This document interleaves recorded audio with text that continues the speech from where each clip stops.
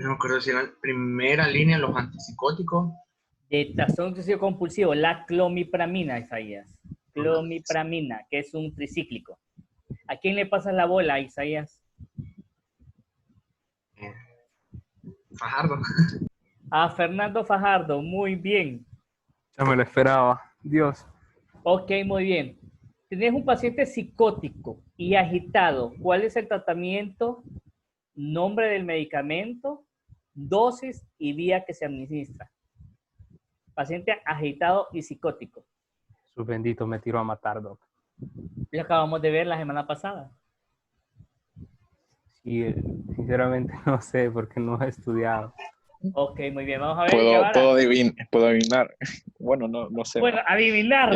Okay. Aloperidol no es. Aloperidol sí es. ¿Cuánto? A los 5 ¿Miligramos? mililitros. Miligramos, sí. Intramuscular no es. Excelente, José Guevara. Muy bien. Ok, excelente. Vamos a continuar con esto. Pues bueno, vamos a continuar con la clase del día de hoy. Tranquilos, esto pasa. Vamos a hablar hoy de los antipsicóticos, tanto de los antipsicóticos típicos y de los antipsicóticos atípicos. En esta primera diapositiva, vamos a ver, permítanme. Denme chance que esta tiene que ir más atrás. Acá.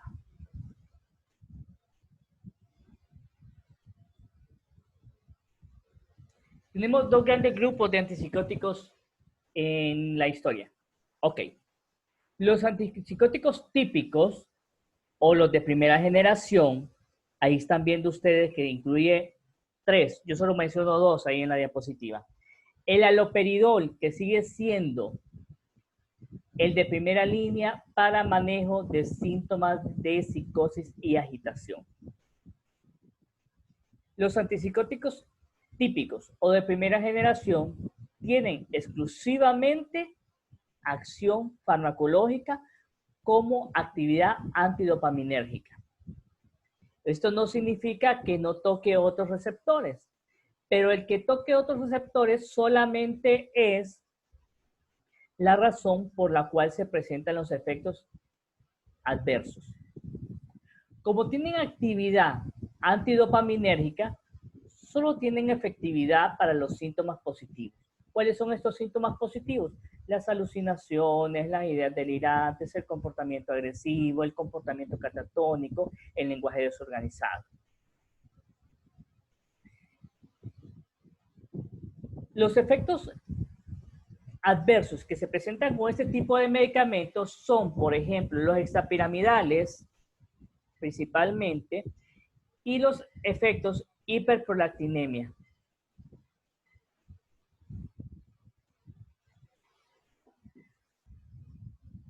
Entonces, estos son los efectos que presentan los antipsicóticos típicos o de primera generación. ¿Cuáles son los medicamentos relacionados o pertenecientes a esta familia? Son varios, pero solo voy a mencionar el haloperidol, que como lo había mencionado es el de primera línea de manejo de ansiedad, de psicosis y agitación, y el decanoato de flufenacina de depósito.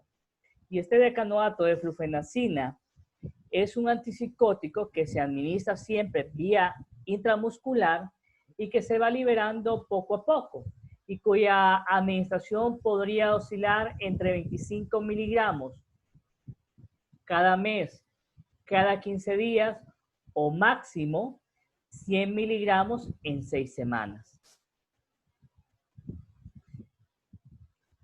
Divididas, ¿verdad? Entre las 6 semanas. Entonces, tenemos esos dos. El otro antipsicótico típico o de primera generación es la tioridazina, que es vía oral. La situación con la tioridazina es que tiene mucho efecto a nivel cardíaco, muchos efectos adversos. Entonces, se ha descontinuado en la mayoría de países. Bien. Posteriormente, aparecieron los antipsicóticos atípicos o de segunda generación. ¿Por qué aparecieron estos? Porque, bueno, El haloperidol sí es muy bueno, pero actúa solamente sobre los síntomas positivos.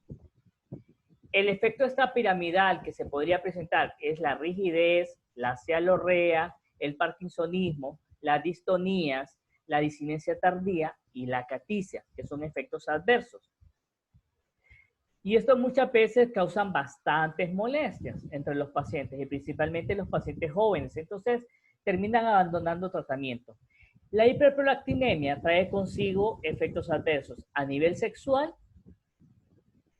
como disfunción sexual, como pérdida del deseo, puede traer ginecomastia tanto en el hombre como en la mujer, galactorrea tanto en el hombre como en la mujer, y puede traer también amenorrea, y son efectos adversos que los pacientes no quieren vivir. En vista de esto, se empezó a investigar y aparecieron los antipsicóticos atípicos o de segunda generación. Son más tolerados, sí, pero no dejan de tener efectos adversos. Ventajas de los antipsicóticos atípicos o de segunda generación. No solamente actúan sobre los receptores de dopamina, sino también sobre los receptores de serotonina. Y son mucho más selectivos hacia la serotonina. La función de los antipsicóticos atípicos es actuar tanto en síntomas positivos como en síntomas negativos. Los síntomas negativos son la logia, la bulia, la anedonia, la apatía. Entonces, estos medicamentos, pues, se recupera la funcionalidad y la calidad de vida de los pacientes. Tiene menos efectos adversos a nivel de síntomas extrapiramidales. Entonces, es más tolerable. Tiene menos hiperprolactinemia o riesgo de hiperprolactinemia. Entonces, no va a haber tanta disfunción sexual, no habría ginecomastia, amenorrea o galactorrea. Pero sí tienen efectos adversos importantes que tienen que ver con el metabolismo de los lípidos, con el metabolismo de la glucosa y puede aumentar el riesgo de obesidad en los pacientes que utilizan estos medicamentos. ¿Cuáles son los antipsicóticos atípicos a los cuales nos vamos a referir? Específicamente risperidona, que es básicamente la risperidona es el más parecido al haloperidol y probablemente es el que tenga más efectos adversos a nivel extrapiramidales. También la olanzapina, particularidad de la olanzapina, esta es la que más va a engordar de los antipsicóticos atípicos independientemente de la dosis que el paciente utilice. La quetiapina tiene una vida media corta, entonces se tiene que dar 2 veces al día. Y la clozapina, a pesar que fue el primer antipsicótico que se creó de los atípicos, es la última alternativa de tratamiento y la vamos a utilizar cuando ya veamos que el paciente no responde a ningún otro antipsicótico. ¿Vamos bien hasta ahí, jóvenes? Doctor, ¿cuál fue el que dijo que es la última opción? Quetiapina. Clozapina. Clozapina, ok.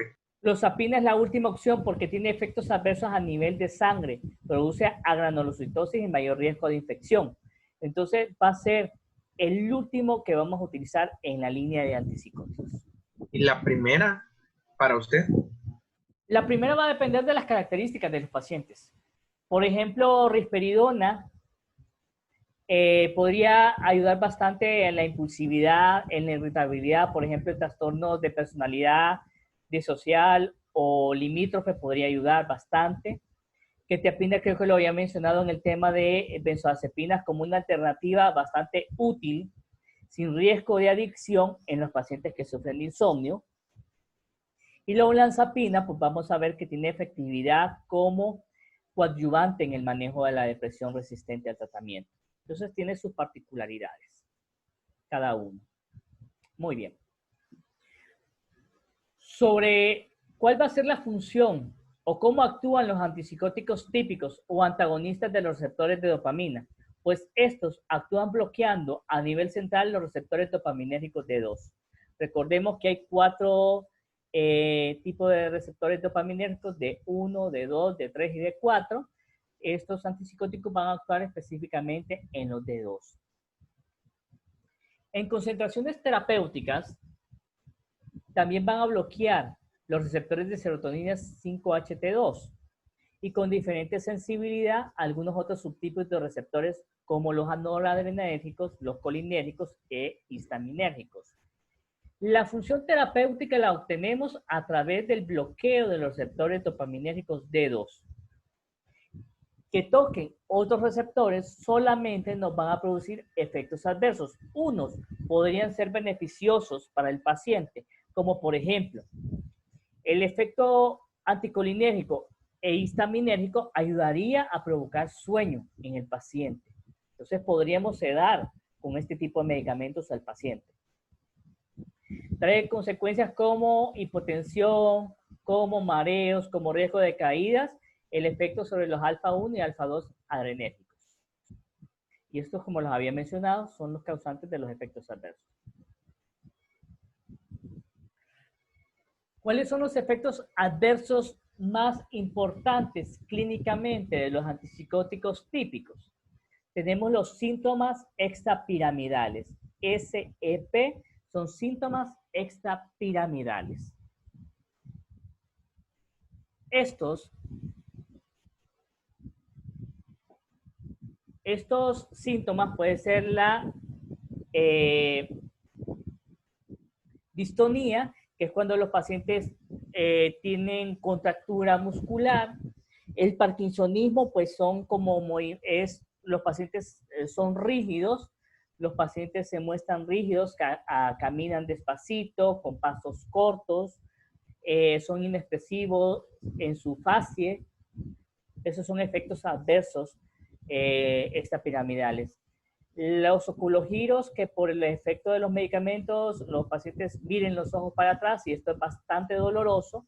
Pueden tener también protrusión de la lengua y pueden morderse la lengua a los pacientes, cialorrea, y también pueden tener discinesia tardía como efecto adverso, y esto es como que la carita de los conejitos, ¿verdad? Pueden estar moviendo frecuentemente los labios y la nariz, haciendo muecas. Y la acaticia es que el paciente se mueve incontrolablemente, se anda moviendo, se anda sentando, se anda parando. Es una forma de las manifestaciones extrapiramidales. Los síntomas extrapiramidales se deben a efecto del efecto del medicamento sobre la vía nigroestriada de la dopamina. La sedación se debe al efecto sobre la acetilcolina y sobre la histamina, y que podría ser beneficioso en aquellos pacientes que tienen psicosis, agitación y no duermen. Los efectos anticolinérgicos también podrían provocar retención urinaria, podrían provocar resequedad de boca, estreñimiento, que puede ser muy molesto, y la hipotensión ortostática, que se da por el efecto alfa 1 y alfa 2 adrenérgico. Los efectos más graves de los antipsicóticos típicos incluyen el síndrome neuroléptico maligno, que como creo que les mencioné, es una tarea que les dejo, los criterios clínicos y los criterios laboratoriales, que puede llevar a la muerte al paciente, y que si no se trata podría provocar la muerte en alrededor de un 20 a un 30% de los pacientes. El manejo del síndrome neuroléptico maligno tiene que ser en un hospital general, dándole medidas de sostén al paciente, pues, que puede tener desregulación de la presión arterial, puede tener fiebre, entre otras molestias. Y otro efecto adverso importante es la prolongación del intervalo QT. De ahí que es una limitante utilizar este tipo de medicamentos en pacientes que tengan ya problemas a nivel cardíaco.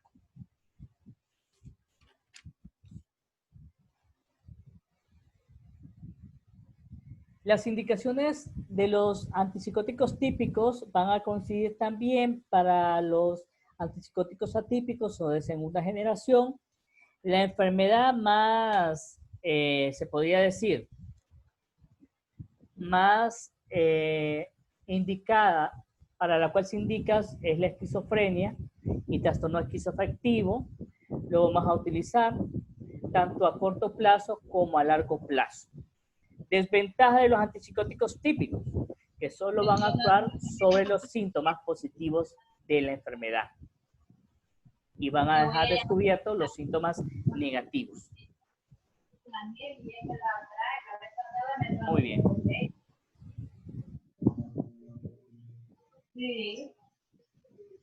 Trastorno esquizofreniforme, la diferencia es el tiempo de evolución, ya lo había mencionado. Por ejemplo, vamos a tener menos de un mes de evolución con síntomas clásicos de la esquizofrenia. Trastorno esquizoafectivo también es otra indicación. Trastorno psicótico agudo, todo lo que tiene que ver con la esquizofrenia y sus enfermedades allegadas se manejan con antipsicóticos. Trastorno de ideas delirantes es otra indicación. Trastorno del estado de ánimo, también. Estos antipsicóticos, como el haloperidol y la tioridazina, resultan ser eficaces en el manejo de la psicosis de pacientes con trastorno bipolar. Y también en algunos pacientes que tienen depresión grave con síntomas psicóticos. Entonces se tendría que combinar un antidepresivo y un antipsicótico para manejar este tipo de pacientes. Otra indicación es el trastorno psicótico debido al uso de sustancias o enfermedad médica. La marihuana, la cocaína podría llevar a aquellos pacientes con una mayor vulnerabilidad a desarrollar síntomas psicóticos. Y eso se podrían beneficiar con la utilización de este tipo de medicamentos. El síndrome confusional agudo o delirium, que se puede ver a trauma craneal, que se puede ver a intoxicación, que se puede ver a enfermedades médicas descompensadas, podrían beneficiarse con la utilización de antipsicóticos para disminuir los síntomas psicóticos. Pero obviamente recordemos que el tratamiento del síndrome confusional agudo es tratar la enfermedad de base y tratar de compensar. En pacientes con agitación grave y comportamiento violento y delirio o psicosis, estos medicamentos pueden ser de primera línea. Y ya mencionábamos que la dosis de haloperidol de 5 a 10 miligramos intramuscular funcionaba muy bien para disminuir la agitación y la psicosis en estos pacientes. Algunos pacientes con trastorno obsesivo compulsivo que no responden bien a los antidepresivos como la clomipramina o la sertralina o la fluoxetina se podrían beneficiar con este tipo de medicamentos como tratamiento coadyuvante, no como tratamiento de primera línea. Enfermedad de Huntington, síndrome de la Tourette y Corea también se pueden utilizar para el manejo de estos trastornos neuroconductuales. El haloperidol podría ser uno de los más utilizados frecuentemente y pues podrían beneficiarse, por ejemplo, con la enfermedad de tics.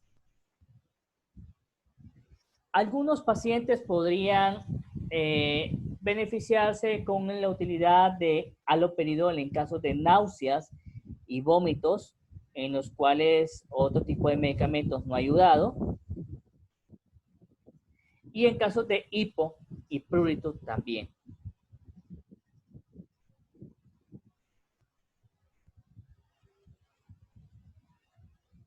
¿Cuáles son los efectos adversos de los antipsicóticos típicos? Los motores, que ya los había mencionado. Estos podrían estar relacionados con la acción del medicamento sobre la vía nigroestriada de la dopamina. Y puede ser un motivo por el cual los pacientes abandonan tratamiento. La tioridazina podría disminuir el umbral convulsivo y se tendrían que modificar la dosis de estos medicamentos y los anticonvulsivantes en aquellos pacientes que presentan riesgo de crisis convulsivas, crisis epilépticas.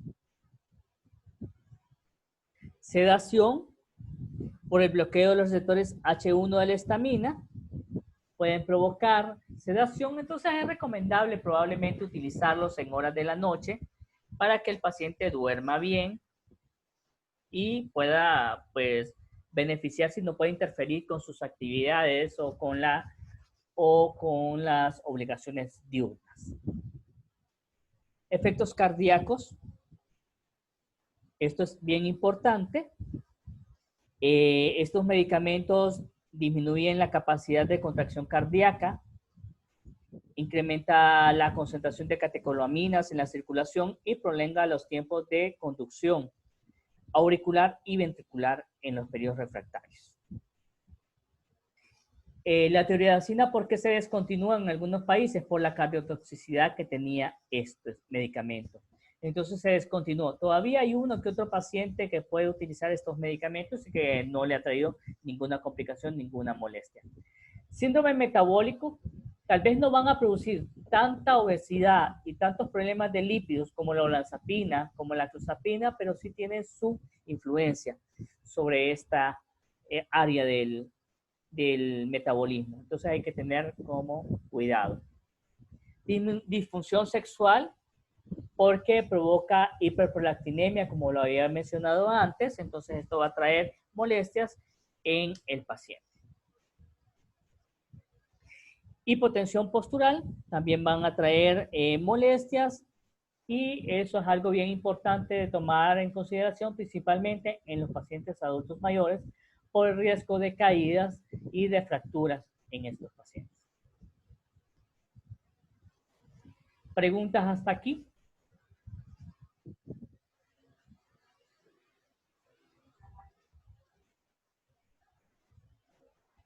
Hola. No, doctor. No, Ok. De aquí que me interesa que ustedes recuerden. Uno, si a mí me dicen como médico de atención primaria, ¿qué me gustaría que ustedes recordaran? Es que el haloperidol sigue siendo de primera línea para manejo de agitación y psicosis. Listo, ese es un punto. Dos, que van a traer molestias a nivel motor y que ese puede ser motivo de abandono junto con el de la disfunción sexual que puedan provocar. Tres, que en adultos mayores probablemente yo no voy a recomendar este tipo de medicamentos por el riesgo de caídas, y esto es algo que yo tengo que tomar en consideración por la hipotensión postural. Y en pacientes con afecciones cardíacas también tendría que considerarlo por el riesgo que conlleva estar utilizando este medicamento.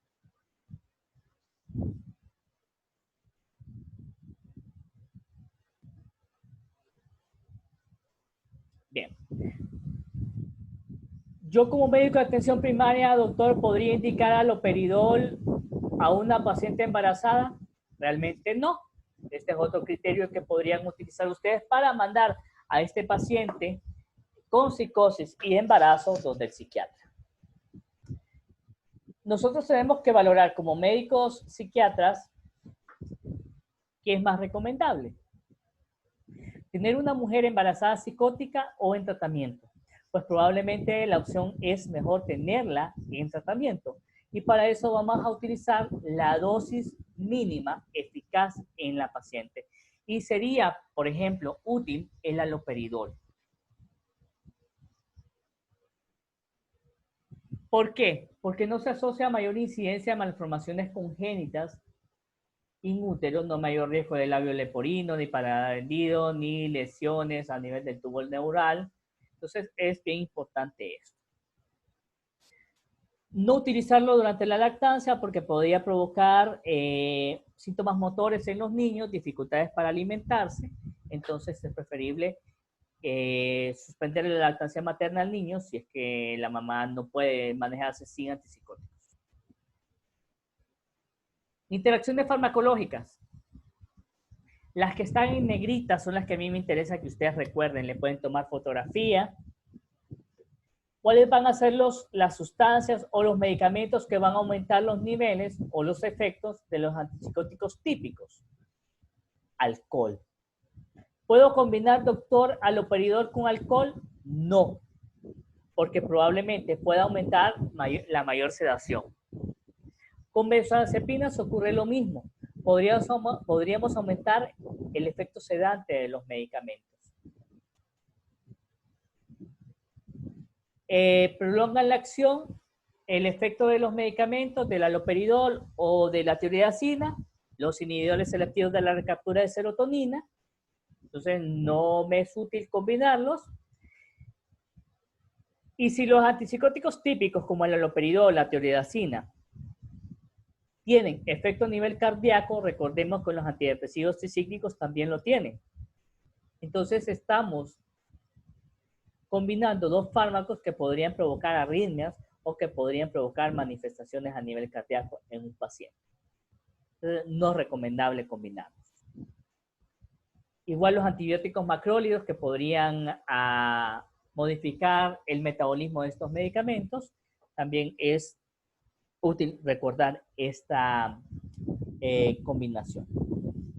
La carbamazepina, el carbón activado y el tabaco van a disminuir los niveles y por ende el efecto de los antipsicóticos típicos. Los antidepresivos tricíclicos, el ácido valproico, el litio, van a aumentar los efectos del antipsicótico y los niveles, lo que va a provocar aún más efectos adversos en este paciente. Muy bien. Interacciones que a mí me interesa que ustedes recuerden: la combinación con alcohol, la combinación con benzodiazepinas y por qué no combinarlos con antidepresivos tricíclicos. ¿De acuerdo? Sí, doctor. Ok, muy bien. ¿Qué pasa con los antipsicóticos atípicos? Bien. Como les había mencionado antes, el primero que se encontró que tenía función antipsicótica era la clozapina, allá por la década de los 70. Los antipsicóticos típicos como el haloperidol aparecieron en la década de los 50. A pesar que fue la primera molécula que se descubrió de los antipsicóticos atípicos, es la última opción. Tiene propiedades diferenciales frente a los antipsicóticos típicos. Tiene menos síntomas extrapiramidales, entonces el paciente no va a tener tanta distonía, tantos síntomas motores. No incrementa la secreción de prolactina, por consiguiente no va a haber galactorrea, no va a haber ginecomastia, ni tampoco disfunción sexual. Y como son más selectivos para la serotonina que para la dopamina, actúan mejor sobre los síntomas negativos de la esquizofrenia en comparación con los antipsicóticos típicos. Y medicamentos como la clozapina podrían ser eficaces en pacientes resistentes a los antipsicóticos típicos o de primera generación. Tiene menor efecto dopaminérgico y más afinidad por los receptores de serotonina, y este sería el mecanismo que explica su acción, tanto en síntomas positivos como en síntomas negativos. Bien. El hecho que no tengan síntomas extrapiramidales o que tengan menor riesgo de desarrollar síndrome neuroléptico maligno no deja de que tengan efectos adversos importantes, y uno de estos es el riesgo aumentado de peso. Por lo que se recomienda que antes de iniciar tratamiento con antipsicóticos atípicos, al paciente se le debe de considerar los antecedentes personales, los antecedentes familiares de obesidad, de diabetes, de dislipidemias, de hipertensión y enfermedad coronaria. Dependiendo de eso, vamos a considerar si es beneficioso o perjudicial el utilizar este tipo de medicamentos. Obviamente se tiene que ir de la mano con actividad física y cambios en el estilo de vida para que se reduzca el riesgo de estas enfermedades. Y se deben de tomar medidas como el índice de masa corporal antes de utilizar el medicamento y probablemente a los 3 y a los 6 meses para ver si hay modificaciones. Tomar el perímetro abdominal y los niveles de glucemia en ayunas y lipidemia en ayunas para ir observando si no hay modificación de esos niveles con el paso del tratamiento, y pues tomar las acciones pertinentes en caso de que se presenten estas manifestaciones. Bien. ¿De qué fármacos vamos a hablar? Vamos a hablar de la risperidona. Como lo había mencionado yo, podría ser como el hijo del haloperidol. El haloperidol entra al organismo del individuo, se metaboliza y que se convierte en algo así como la risperidona. ¿Cuáles son las indicaciones? Principalmente la esquizofrenia y para manejar la irritabilidad en pacientes con trastorno bipolar. Esas serían indicaciones. ¿Podríamos utilizarlo en pacientes con depresión psicótica? Sí, podríamos utilizarlo. ¿Cuáles son las dosis que la literatura recomienda de estos fármacos? Las dosis que recomiendan es de 1 a 4 miligramos principalmente por la noche. Tiene una vida media larga, entonces se puede recomendar una vez al día, preferiblemente por la noche. Hay unos libros que mencionan que se puede utilizar hasta 12 miligramos al día. La verdad que después de los 6 miligramos, si no se obtuvo mejoría con este medicamento, no se va a obtener mejoría con mayores dosis. Y lo que va a potenciar no va a ser el efecto farmacológico, sino los efectos adversos. ¿Cuáles serían los efectos adversos que podrían presentarse con el uso de risperidona? El aumento de peso, la ansiedad, náuseas, vómitos, rinitis, que lo he visto en 1 o 2 pacientes, disfunción eréctil y orgásmica, como les mencioné, tiene más parecido al haloperidol. Este sí puede aumentar la prolactina y sí puede llevar pues a mayor riesgo de síntomas extrapiramidales. Interacciones importantes. La utilización de risperidona IIs como la fluoxetina, como la sertralina, puede elevar la prolactina. La olanzapina es muy buena. Desventaja, aumenta de peso independientemente de la dosis. Puede ser 2.5 miligramos o 20 miligramos que le demos al paciente. Si el paciente tiene riesgo de obesidad, el medicamento lo va a inflar. Y este probablemente sea un motivo por el cual algunos pacientes abandonen el medicamento. Las indicaciones prácticamente son las mismas: esquizofrenia, trastorno bipolar, manía con síntomas psicóticos, pero tiene una indicación adicional: la depresión resistente a los tratamientos antidepresivos. Y en Estados Unidos hay una combinación de fluoxetina y olanzapina en la misma molécula, en la misma pastilla, y esto ayuda pues al paciente a tener una mejor respuesta al tratamiento. ¿Cuáles son las dosis que se recomiendan? El rango terapéutico oscila entre 10 a 20 miligramos al día, tiene una vida media larga, entonces se puede dar una sola vez, recomendable darlo por la noche, y en casos en que el paciente presente resistencia al tratamiento y tolerancia a los efectos adversos, la dosis se podría aumentar hasta 40 miligramos al día. Hay pacientes que responden muy bien a 5 o a 2.5 miligramos, principalmente en trastornos de personalidad o como coadyuvante en tratamiento de la depresión, podría beneficiarse.